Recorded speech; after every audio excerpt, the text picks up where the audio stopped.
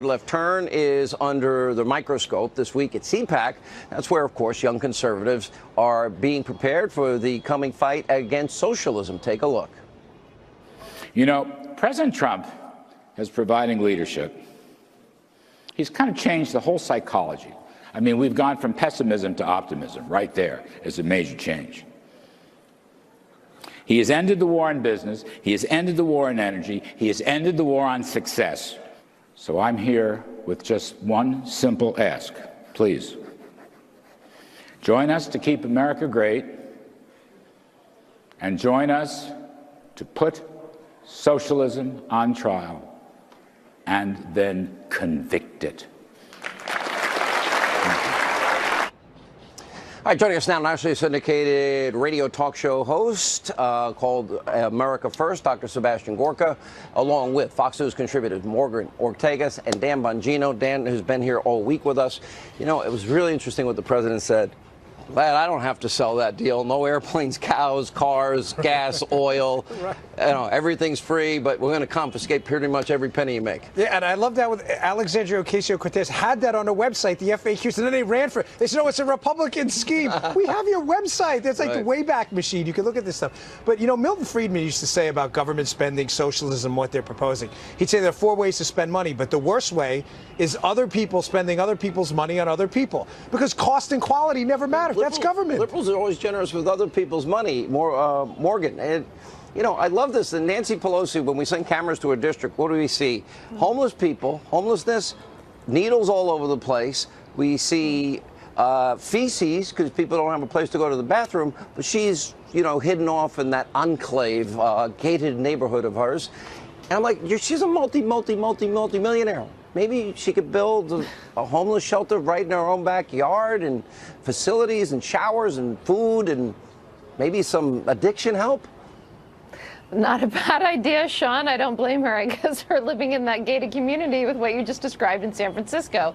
Listen, I think that this whole debate about socialism is really, when you take a step back, this is about who's leading the world order. And I think that this actually gets back to China. And with you being in Asia right now, I mean, you're sort of at the center of all of this. And the vision of a Chinese-led world is a communist-led order. It is not democracy. It's not freedom. It's all of the institutions in which the United States has led since World War II. The Chinese have an entirely different vision of that. So when we talk about socialism and we sort of mock the left or make fun of some of the more ridiculous proposals, I actually think on a very serious note, I look at a rising China and I think if we don't have the guts and if we don't have the gusto to confront them, then it's going to be, then this socialism discussion is going to be mute. We're going to see a communist-led world, and that should scare everyone.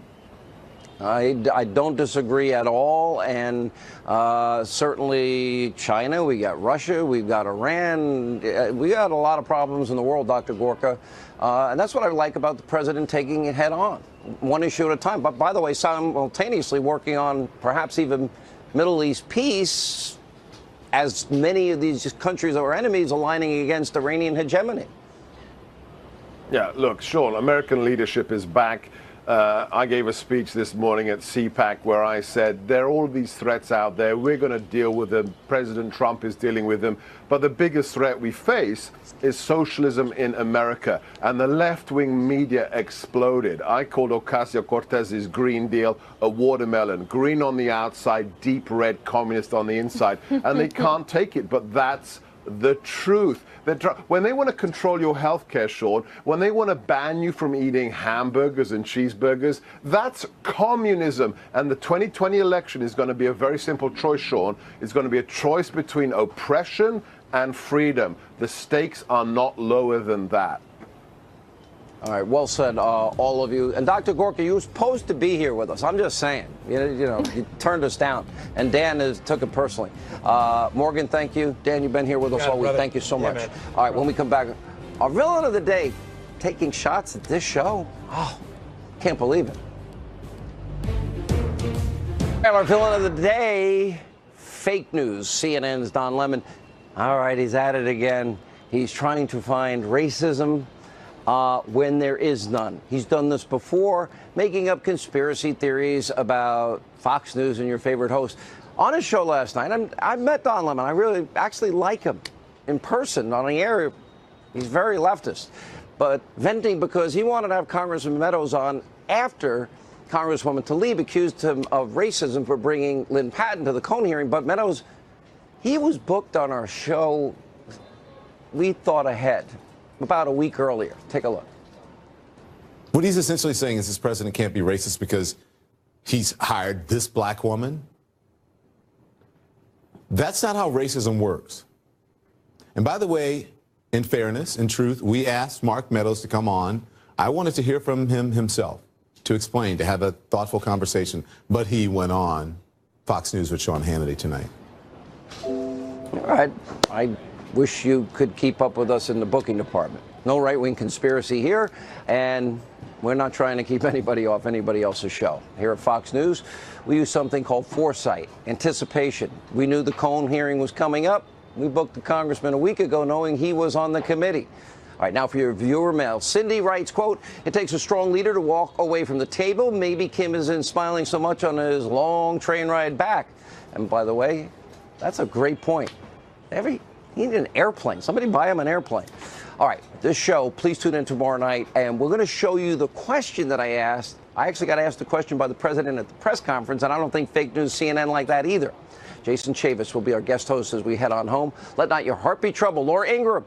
Oh, wait, you got into it with crazy Jim Acosta. What happened? Well, he was all upset, I understand. I was just getting ready for CPAC and my speech and eating breakfast. Right. Then I hear he's all upset because only you and the Chinese and the Russians got a question. And then I'm reading, wait a second, didn't Forbes or NPR and a number of other outlets got questions, but not poor Jim Acosta. So we need to get a care package or something to get together. Bring some of that good seaweed, that dried seaweed you can get in Vietnam. Let's bring that. We'll send that to him. Some elixirs, maybe.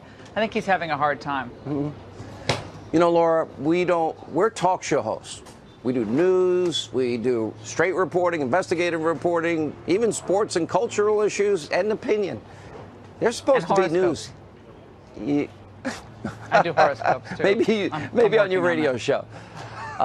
Good for you. I heard you gave a great speech at CPAC. Is that true? Yeah, it was a lot of fun. We had a good time. You have to tell some jokes and get out. That's my view. Tell a few jokes, get a few digs in, talk about how much you love America, and get off the stage. If I can do that, then that's always a good speech, Hannity. But you did a great job with the president. We watched. A great job. Get home safely. Thank you. We will. So we're not leaving for like another 20 hours, then it's another 26 hours, but we'll be there eventually. No, Hannity, and I can't wait to see your scooter ride home the whole way. Oh, wow. Well, listen, there might be a high-speed train built within 10 years. All right, Hannity, thanks so much. I'm Laura Ingraham, and this is the Ingraham Angle from Washington tonight. Are the president's critics rooting for America's failure? My angle will answer that question in moments. Plus, she spent the last 24 hours being demeaned for her mere presence at Michael Cohen's hearing yesterday. Tonight, Trump family friend Lynn Patton will be here responding to being told she's nothing more than a prop for the president. Former Governor Chris Christie is here.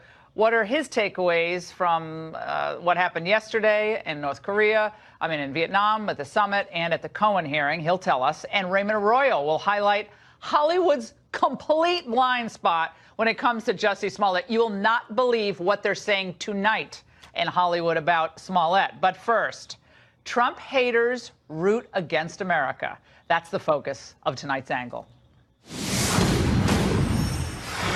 You know the phrase, always wrong, but never in doubt? Well, that pretty much sums up the partisan reporters, the Democrats turned socialists, and the never Trumpers who just sit around talking to themselves. Do you remember the predictions back when the president was calling Kim Little Rocket Man and setting up his first North Korean summit? He doesn't realize that, that we could be heading towards World War III with the kind of comments that he's making. We're probably closer to an outright war with North Korea than we have been in a very, very long time. There is a coming war, most likely, possibly a full-blown war with an emerging nuclear power. Of course, none of that happened. In fact, the region is arguably more peaceful and more stable since Trump's engagement. And Kim Jong-un has stopped testing warheads and is no longer making random threats to his neighbors. Yet even as the president embarked on his second North Korean summit, traveling halfway across the globe, his motives at home were being impugned. Are you worried that he, because of what's happening back here, that he may try to distract, or he may make a bad decision with Kim Jong-un because he's trying to distract from Cohen's testimony? It is inconceivable to me that this is not going to be a huge distraction for him. The need to come up with something spectacular out of this meeting in order to overshadow what we're going to hear on Capitol Hill today. Is he tempted to give too much? Is he tempted to claim too much in order to obscure what's going on here in Congress? Remember, those are the experts. Clearly, again, none of that happened. The president walked away from the deal with Kim because he was unwilling to back off sanctions in exchange for only kind of partial denuclearization. In other words, it would have been a bad deal for you and me, for the whole region. They were willing to denuke a large portion of the areas that we wanted, but we couldn't give up all of the sanctions for that. So we continue to work, and we'll see, but we had to walk away from that particular suggestion. We had to walk away from that. Now, you would think that the president would be praised by the media, even maybe some Democrats, if they were fair, pragmatic response, right? Of course not. Well, look, he defied their expectations. He acted in the best interest of the country. But as expected, many of those pundits masquerading as journalists just sat and gloated and spun away. The president staked a lot of his presidency on something that is just much more difficult than reality TV. This is not something that can be wrapped up in a season of The Apprentice. Send me a memo when the Apprentice analogies are retired. Getting a little old, isn't it, Jim? Of course, and the House Speaker was also delighted to pile on. I guess it took 2 meetings for him to realize that Kim Jong-un is not on the level. He was a big winner, Kim Jong-un, in getting to sit face to face with the most powerful person in the world, the President of the United States. So the president is damned if he does make a deal, because it would have all been just a distraction from Cohen, right? And he's damned if he doesn't, because, well, he claims to make a deal maker but didn't bring home a deal. These critiques are unserious, unsurprising, and in a really sad way, unpatriotic. These people are actually hoping for America's failure on the world stage, because then they can say, see, we told you so. Making progress with a communist regime, a brutal dictatorship, isn't going to happen overnight. It's extremely difficult. But it really is good news that America is talking to Kim and the North Koreans, and it's certainly better than being on the brink of war. But the amazing thing about liberals is their capacity to flame out and quickly pivot. Because they said Trump would destroy the economy and, right, and we have today the healthiest economy in the G7. They said manufacturing would not come back. Well, the U.S. economy added 284,000 manufacturing jobs in 2018, the most in 21 years. So, of course, hearing that, the media just yawns or ignores it altogether, or they'll claim Obama deserves the credit. Yeah, right. Have no fear. The liberals have a new narrative. When the news is too good or their prognostications fail to materialize, they simply write a new narrative. So now they're putting all their hopes in the great Trump slayer, Michael Cohen. This and Mueller will be the opening act. And what you saw today, and I still think Russia is going to be a sidebar to this, is a peek inside this criminal enterprise. This is just the beginning of what I think is a very serious and probably impeachable offense. This is the first unofficial hearing of the impeachment process. Whether you want to call it that or not, that's what history is going to show this. You see the kind of glow that Chuck Todd had when he said that? I mean, this group is so regularly wrong on so many issues, regularly failing to read the history of this administration, the policies and the goals, or even worse, they foresee it's coming altogether. Why should we listen to any of them now, particularly when the president is making a positive difference historically for America and security, frankly, of the globe where North Korea is concerned. They refuse to acknowledge it for a reason, because acknowledging Trump's successes would mean acknowledging their own failures. And rooting against America is always the wrong strategy. And that's the angle.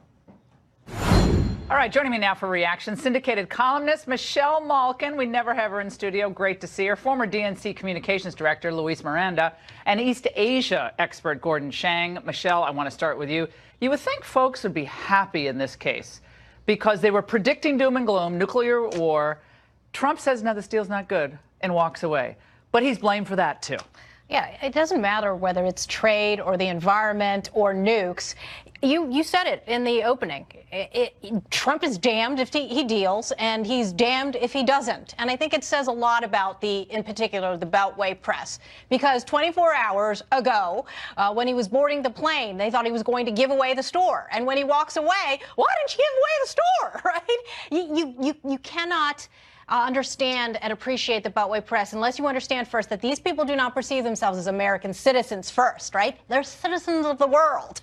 So any deal that actually benefits America is something that they're going to be against. We live in bizarro world. If he's too soft, if they consider him too soft, they will yell. If he acts aggressively, they will yell as well. You can never satisfy these people, and that's why, walking away is the best thing that he could have done here. Gordon, you have an interesting insight. I want everyone to understand about how this was good for our relationship with China and how it puts them in a box. Why? Oh, it certainly takes Xi Jinping, the Chinese ruler, and unnerves him. He needs a trade deal with the United States for a number of reasons. His economy is probably contracting. He's being blamed for the quote-unquote trade war. And now Trump has shown him, look, he might walk away. I think the Chinese really felt that Trump was going to make concessions, that he was under a lot of domestic pressure from the financial services industry and others to give in to China. And now Trump is showing him, look, I don't care what you think. I'm not going to be bullied. I can walk away. I think the Chinese are now in a panic. Luis, when we think about how difficult this situation is, Madeleine Albright tried. Hillary went over there in 2000, I think, or 2010. Many administrations have tried to make progress. None of them have, really. We at least are talking to North Korea. Why, from the Democrat perspective, they're all for peace. We want love and peace, and we don't want war. Why wouldn't the Democrats be happy with that? Well, I think the Democrats have been rooting for him to succeed, as every American should, because we all want a denuclearized Korean Peninsula. So there's no disagreement there. There was some progress in the Clinton administration, but it is true that in the last 16 years, we've seen North Korea go from 0 to something like 30. There haven't been any tests, though, Luis. They haven't been testing. They're talking, haven't come to an agreement. But it's better than being on the brink of thermonuclear war, which is what Joe Scarborough in the crowd was saying just well, that's a year true. ago. I think what's concerning, though, and Robert has made this case before, is that since last April, they've been flouting the sanctions and actively just basically poking fun at the United States. Well, what are we supposed to do? I mean, we can only do our sanctions, right, Luis? They're not, the sanctions aren't being enforced. So the reality is that we're rooting for him to succeed here, but he's also put himself in a difficult situation when he stands next to a dictator, and on the Otto Warmbier question, for example, gives in to him, defers to him in the same way he did to the Saudis on Khashoggi, in the same way he did to so that's what I'm glad democracy. you brought that up. And Michelle, I want to talk about this because I don't know why the president felt the need to react the way he did on Otto Warmbier. I do think this happened under Obama, remember. The Warmbier was taken hostage under Obama. But he didn't really have to, I don't know if it's that he didn't want to, he wanted a deal. He didn't want to insult them at the moment. I don't know. But that was kind of a... Tucker, thank you. And welcome to Hannity. But again, a ton of news tonight. So it's Otto Warmbier, Otto Warmbier. I mean, I understand it's important, and of course it's horrific. But what does that really have to do with a larger question here about whether we can ever get to a peaceful situation? Yeah, I can't get into his mind, but the plain fact is that this happened under Obama, and it was Trump that helped bring Otto Warmbier back. And it was the left that mocked Otto Warmbier because they had this idea that since he was some goofy jock from America, that the whole thing was a joke. And people forget that context. I think the bottom line here is, though, as you were saying, that these sanctions have been cheated for so long. And that's why he walked away. Because what did North Korea want, right? They wanted us to lift the sanctions before, right? And this is so much like, kind of like an amnesty deal before enforcement, right? It's the same raw deal. And I think that this Cohen on the other side, the split screen of North Korea, that was kind of lame, to tell you the truth. I mean, they didn't have to do that. The president reacted to that tonight with Sean Hannity. Let's watch. It's the fact that they held it today, where I'm working on something that is very, very important for the world, not only our country, for the world, was really inappropriate. The Democrats, the hatred is so incredible, and they couldn't help themselves, and that's the way it is. Well, we had other networks last night as Kim and Trump came out to start their conversation, weren't even covering it. We had Kim actually answering a question from the press. Only Fox News was covering this. They weren't even running with it on the other networks. Yeah, it's worse than inappropriate. Politics should stop at the water's edge. And clearly, when you have the president there on a really critical mission for all Americans, they should have held that hearing next week because they could have delayed it a couple days. Instead, what they did was, I think that they undercut President Trump's bargaining position with Kim Jong-un because Kim is looking at that and saying, oh, look, this president is wounded. He thought wrong, though, didn't Kim? Oh. Kim thought that Trump maybe was weakened because maybe, who knows? But the president was not weakened. The president said, we're not doing this deal. Right. And that's important. What this has done, it's told the North Koreans that their narrative about Trump is wrong. And as I mentioned, it's also the same with the Chinese. Now I'm sure they're rethinking the way they look at the president of the United States. China's been manipulating this too, right? We had Kim making 4 trips to China. We have no idea what the undercurrent of China is in these negotiations with North Korea as well. And also, you got Kim probably seeing Xi Jinping on the way back to Pyongyang, as the reporting has been. Yeah. This is really bad for, us, because the Chinese are now on the other side. No, of course. Now, Joe Biden, hold on one second. Joe Biden spoke out today. We want to get to this and have you react. Let's watch.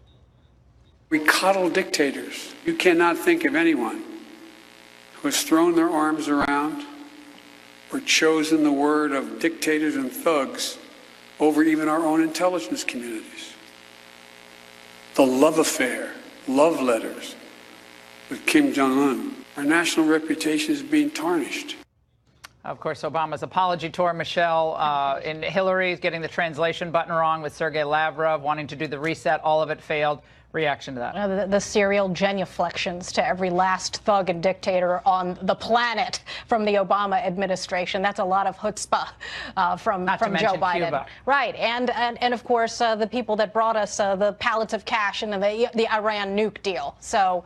Well, I'm glad you brought up the Iran nuke deal because this is one of the problems with the actual negotiations that were taking place is that Trump's negotiators were actually willing, now that it's been reported, that they were willing to actually give North Korea a pass on full transparency. And that was totally wrong. The White House came out yesterday, said that report by NBC. We reported this last night at 9:12, I believe. That was completely false. Another example of fake news. And demonstrated as fake. Luis, stop the nonsense. It's wrong because the president walked away from the table. Luis, talking over me. We already talked about this last night. The ground is already tilled. We already put that to bed.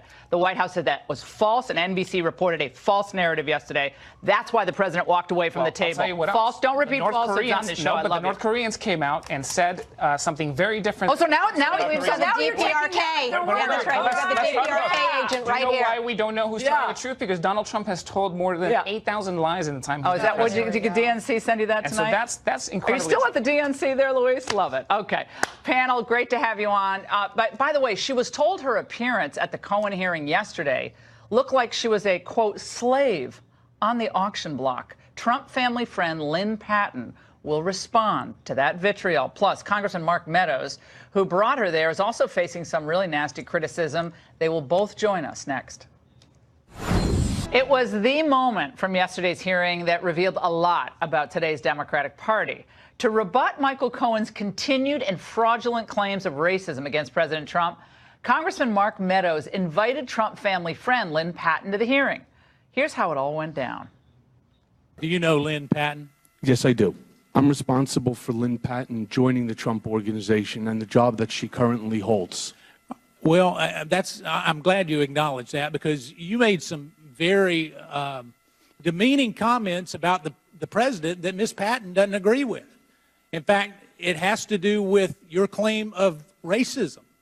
She says that as a daughter of a man born in Birmingham, Alabama, that there is no way that she would work for an individual who was racist. Just to make a note, Mr. Chairman, just because someone has a person of color, a black person working for them, does not mean they aren't racist. The fact that someone would actually use a prop, a black woman, in this chamber, in this committee,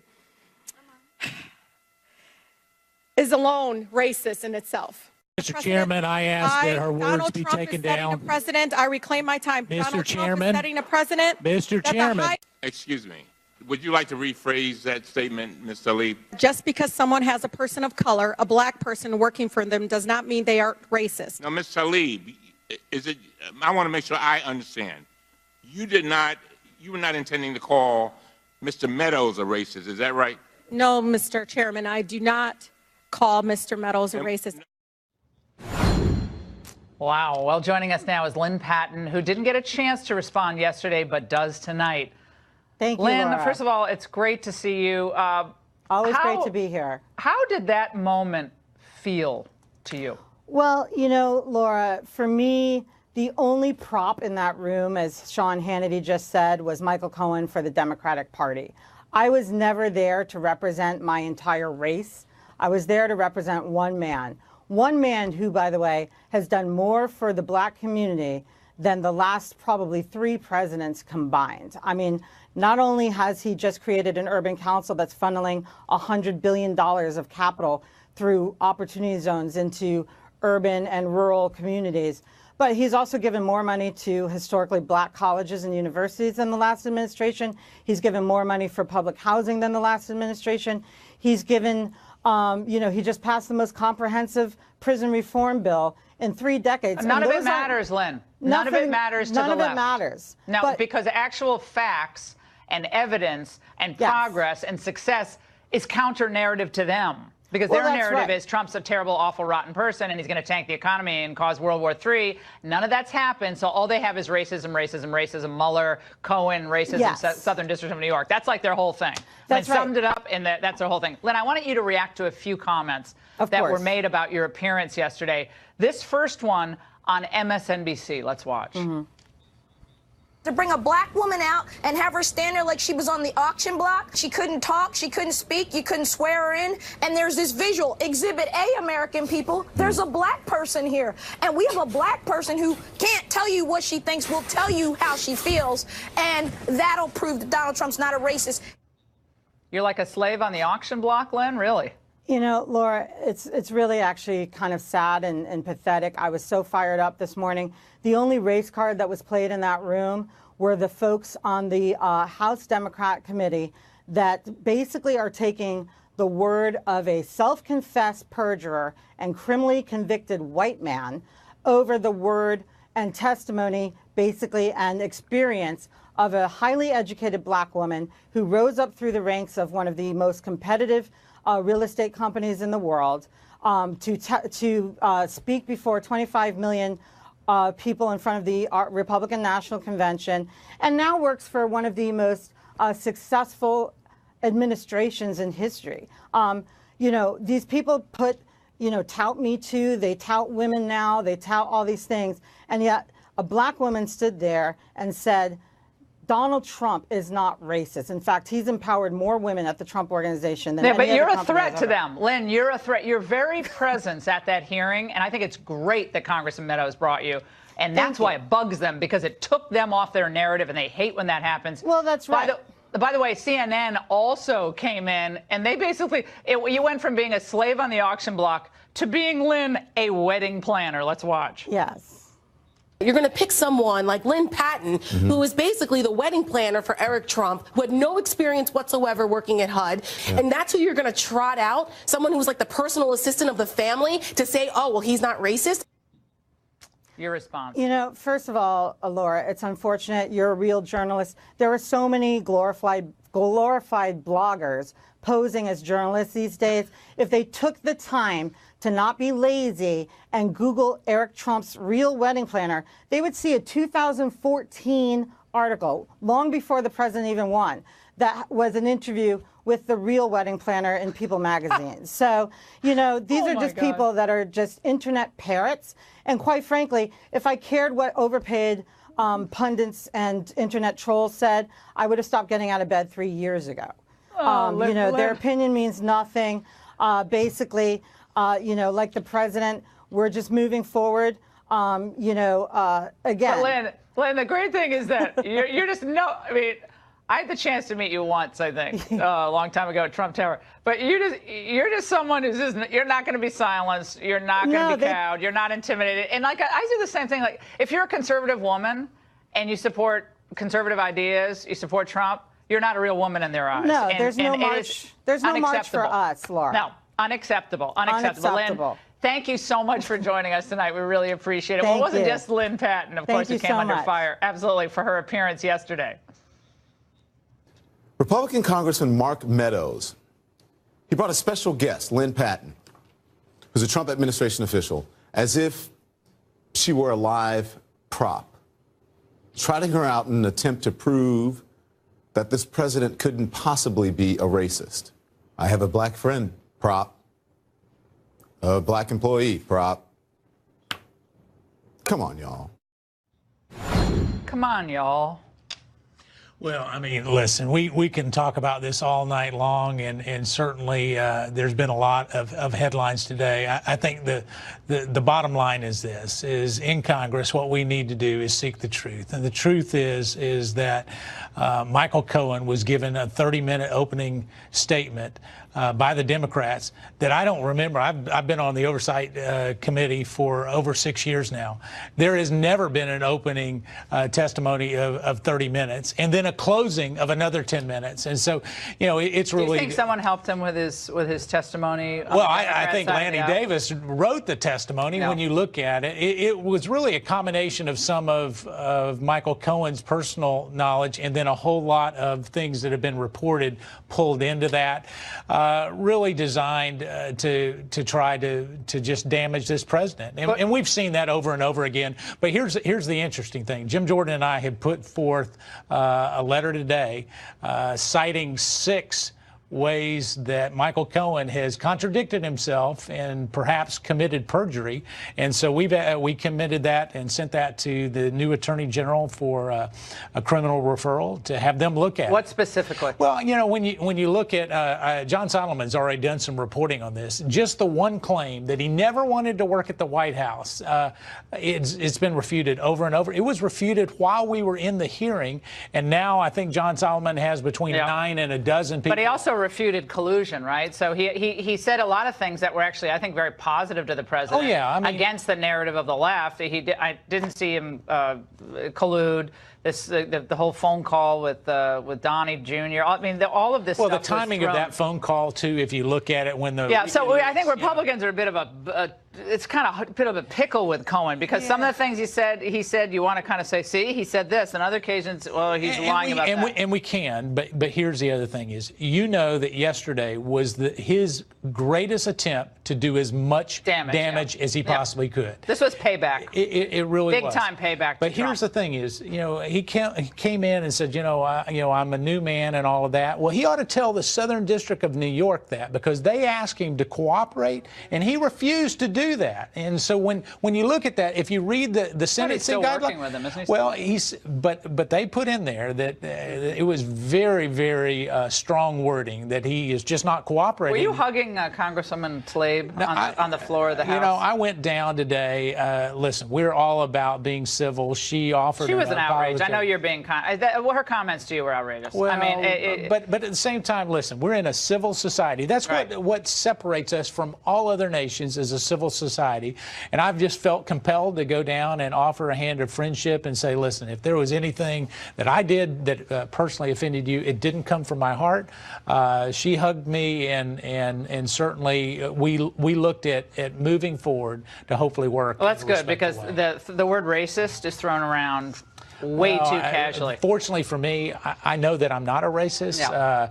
You know, if you But say... that's even that, like, that's so defensive. Like, when they call you a racist, I said, no, you're the racist for bringing up race here. Okay, the president's record should stand on its own. Don't go back to, I was driving in Chicago and he said something. I find that all to be. We all say hurtful things. And so it's more important that we reconcile. Congressman, I'm glad you had the hug. Kumbaya moment. Good for you. You're the bigger man. Thank you so much for joining us. And Michael Cohen did create that stir on Capitol Hill yesterday. We have more on that with Chris Christie when we come back.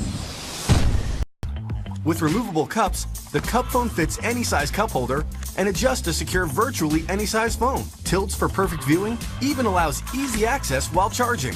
So if you're driving, boating, or even golfing, it fits perfectly. Whatever you drive, whatever phone you have, Cup Phone is the perfect fit. Order your American-made Cup Phone today at WeatherTech.com. You might take something for your heart or joints, but do you take something for your brain? With an ingredient originally discovered in jellyfish, Prevagen has been shown in clinical trials to improve short-term memory. Prevagen, healthier brain, better life. Don't miss CPAC 2019 on Fox Nation. Stream the biggest speeches, see your favorite Fox Nation personalities deliver their must-see addresses, and watch a reality check CPAC special with David Webb. Today on Fox Nation. Start your free trial now. I did not want to go to the White House. I was offered jobs. I have not been asked. And If you know I don't asked, lie. well, there's absolutely a chance he's going to ask you Oh, to go. I certainly Would hope you so. go? 100%. Well, that was just one of the little white lies Michael Cohen told in yesterday's hearing. But does that discredit his entire testimony? As I said earlier, some of the things he said about no collusion, that was actually helpful to Trump. So where does this leave us all at this point? Michael Cohen testifying behind closed doors today on Capitol Hill. Joining me now with the answers, Chris Christie, former governor of New Jersey, author of the new book, Let Me Finish, Trump, the Kushners, Bannon, New Jersey, and the Power of In-Your-Face Politics. Governor, thanks for being here. In your opinion, what is the most important takeaway for President Trump from yesterday's hearing? Then we're going to move to this North Korea deal. I don't know if there's any just one, Laura. I think the fact that Michael Cohen said that there were multiple reasons for the payments to Stormy Daniels, that supports the president's view that he just had one reason, and that was to protect his wife from that. And Michael Cohen telling the story about lying to the First Lady seemed to back that up, and I think there's no way any responsible prosecutor would make a case on that. Secondly, him saying that the president didn't direct him to lie, that somehow he understood some type of code words or signals. No one's going to believe somebody who's a perjurer and a thief and convict someone based upon his read of code words. And I think the fact that Cohen said there was no collusion. My frustration yesterday, Laura, was that nobody on the Republican side defended the president on the merits, on the substance. I mean, after 2 or 3 congresspeople on our side said Michael Cohen's a liar and a thief, like, I get it. Okay, he's a liar and a thief. Yeah. Now, let's get to the stuff you were talking about, which was there was good parts of his testimony that we should be trumpeting and hitting back on to get into the record more clearly for the American people. And I think the Congress failed miserably on that yesterday. You know what I always say? That in these types of high-stakes hearings, it would be better if the congressman had more humility, maybe. It would be better if they brought in a professional prosecutor, someone who does this every day, or former prosecutor, every single day. And that's how you run these things. Because, Trey Gowdy, I mean, I love them all, but unless you do it every day, all the time, you get a little rusty, and no doubt. Politics gets in the way. And I think they miss opportunities on that. You got it both right, Laura. They not only miss opportunities because they don't have the muscle memory of doing it every day, but also the politics gets in the way, and they all want to get the bite that they think is going to get on the news of them raising their voices or yelling or screaming. In the end, I thought some of the better points that were made yesterday were made quietly and thoughtfully, and I think we would have been much better off if we had people on our side who were doing more of that. We had to do some of the Cohen bashing stuff, of course. He deserves it. He's earned it. Yeah. But we didn't have to do as much as we did. We should have gotten out to the substance. Did you know Michael Cohen? I only met him a few times. I remember I ran into him a few times. I didn't really know much about him. Did you ever have any interactions with him? Very briefly. I think I had something similar to you, Laura. Like, I would see him in Trump Tower when I was there. We'd say hello to each other. But I don't think I was ever even in a meeting with Michael Cohen. It always also goes back to the people you hire it's very important to get the hires right. And I think, look, we've all done that. We've all hired people like, oh, God, that was a mistake. I mean, in the end, it was a bad hire. In the end, Jeff Sessions was not the right person to be Attorney General. And, nope. I was hoping for you to be Attorney General. No, listen, I know. And you listen, he was a bad hire. Tom Price was a bad hire. There was a number of bad hires early on in this administration that, and that's what we talk about in the book, that just crippled the president's ability to be even more effective than he's been. And to me, that's the thing that he has started to turn around in the second half of the second term, but he needs to do even more of. And, Governor, we're going to get into the Southern District of New York, some of your comments about where those landmines might be for this administration, and a lot more, including the wanton use of the race card against this president and his administration. You've known the president for a long time. Chris Christie's going to stay with us over the break. Don't go away. Today. Yes, and again, those are part of the investigation that's currently being looked at by the Southern District of New York. Back with us now, Chris Christie, former governor of New Jersey. Governor, you said the SDNY is going to try to indict the president when he leaves office. On what grounds? No, what I said was that that's the investigation he should be most concerned about, both for him and for the people around him, because they have no limit to what they can look at, Laura. The SDNY is not like Bob Mueller, who's restricted to just looking at Russia and Russia-related items. The SDNY can look at anything they want to look at. They've got 2 tour guides. What I said was they can't indict the president until he leaves office, because there's a clear Justice Department ruling that says sitting presidents cannot be indicted. And I don't think there would be any way that a U.S. attorney in the Southern District would try to violate that rule. And if they did, I think Bill Barr would stop them. Yeah, I think Ken Delaney of NBC was trying to characterize your comments. I'm going to move on to a story that just broke tonight about Jared Kushner's security clearance, Governor Christie. There's a report we'll put up on the screen. Again, this is New York Times' Maggie Haberman. President Trump ordered his chief of staff to grant his son-in-law and senior advisor, Jared Kushner, a top-secret security clearance last year, overruling concerns flagged by intel officials and the White House's top lawyer, according to 4 people briefed on the matter. The disclosure of that memos contradicts statements by the president, who told the New York Times that he had no role in the son-in-law receiving a clearance. Kushner's legal team responded, saying in 2018, the White House and security clearance officials affirmed that Mr. Kushner's security clearance was handled in the regular process with no pressure from anyone. That was conveyed to the media at the time, et cetera. Your reaction to this? Well, listen, if true, it's bad. And it's bad in this respect. This is what I write about in the book, Laura. Having family in the administration is a very tough thing to deal with, because now, when Jared was not getting his security clearance, it's much more difficult for a president who is also a father-in-law to be objective about his son-in-law and his daughter.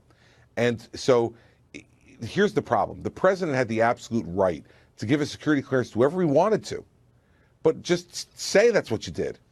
Don't say you had nothing to do with it. And Ivanka went on television and said that her father played no role in her security clearance or her husband's. Now, if this Times report is correct... Well, she might not have any knowledge of any of this. I mean, she doesn't necessarily have to know about it. Well, then just say you don't know. Yeah. Just say you don't know. Don't affirmatively say he had no role.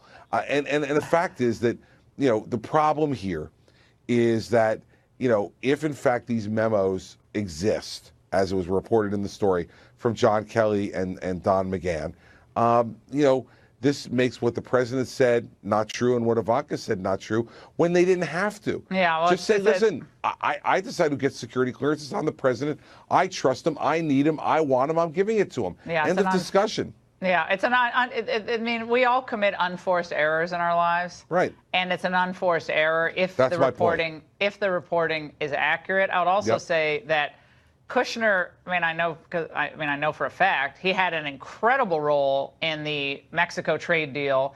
He's trying to do something extraordinary in the Middle East, very difficult, obviously, and she's trying to do something extraordinary in expanding women's opportunities.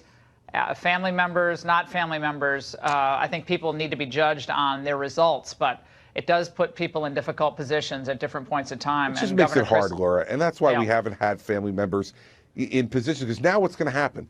One of the things off of Cohen yesterday was now that the House is going to subpoena them.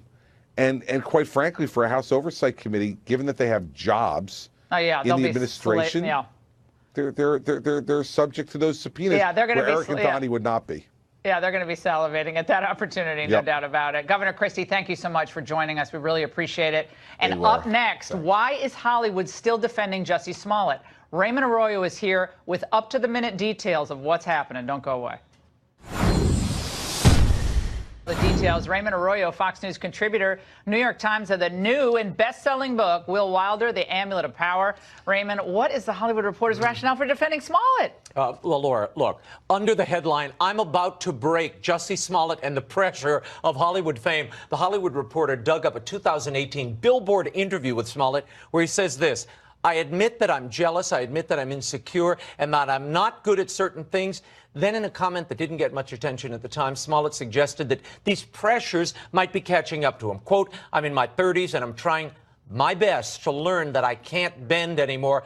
I'm about to break. The upshot here is the pressures of fame got the best of this guy, and he snapped, and then he faked or possibly faked this attack. Now some Hollywood heavyweights are defending Smollett, including Ellen Page. Oh, she was the worst of all. She's still saying in an op-ed, I had no reason to doubt Jussie. She said it's raised the issue of LGBT Well, Raymond, she blamed attacks. Mike Pence. She was saying Mike Pence had something to inspire this attack. And now shameful. Tyler Perry is weighing in. Watch that's this. Sad.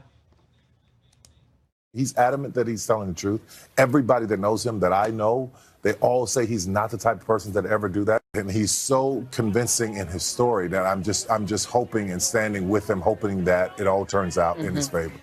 Now, why is he hoping that this actor has endured a racist, homophobic attack? Now, I love me some Tyler Perry. I love him, and the reason he brings hope to people and lifts people and brings them like together. him too. That's really disappointing. Yeah, to hear that is so disappointing.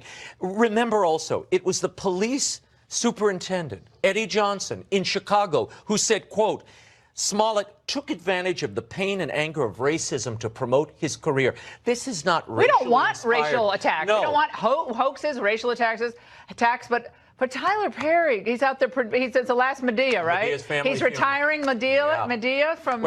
And the latest is we're getting from Rafer Weigel, the Nigerian brothers. They're trying to pin it on them, saying they actually attacked Smollett, and he mistook them for two white MAGA hat.